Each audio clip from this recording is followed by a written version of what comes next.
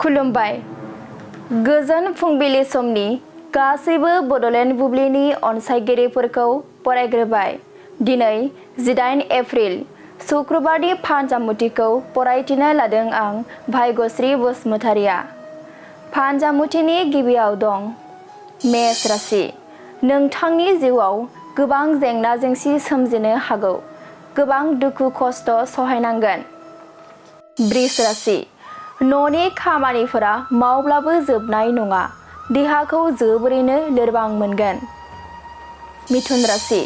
लोगोथिनि गेजेराव अनलायनाया बांगोन। सोमोन्दोआ गोरा जागोन। कर्कट राशि।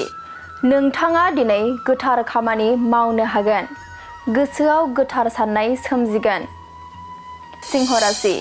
नोंथांनि जाफुंसारनायखौ नुनानै गुबुना हिन जागोन। सुथुरा नोंथांखौ नाख्रेबनो नाजागोन। कन्या राशि। रांखावरिनि आंखालाव गोग्लैगोन। असान्थिजोंनो साना बारलांगोन। गाज्रि सान। तुला राशि। थांखिसिम सहैनायाव गावनि आंगोआ मदद खालामगोन। गोसोआ थुलुंगाखांगोन। वृश्चिक राशि।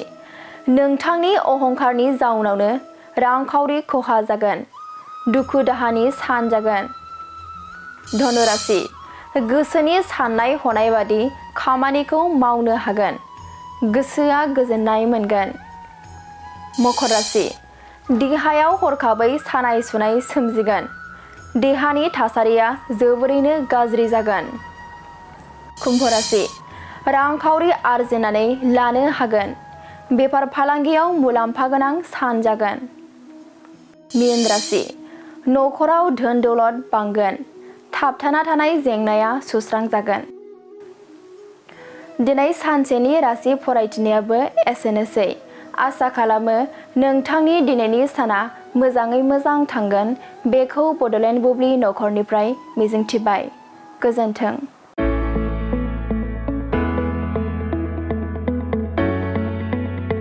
मोनसे गोजोनथाव खौरां।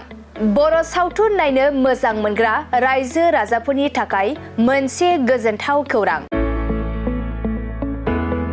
खम बेसेननि गेजेरजोंनो नोंथाङा नायनो हागोन बर'नि गासै गोजाम गोदान सावथुनफोरखौ।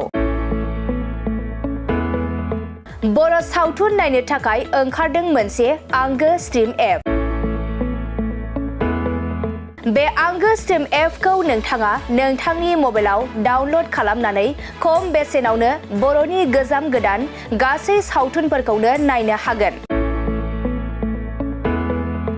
लोगोसे फैबाय थानाय समावबो बड' वेब सिरिज, डकुमेन्ट्रिज बायदिफोरखौबो नोंथाङा बे आंगो स्ट्रिम एपनि गेजेरजोंनो नुनो मोनगोन।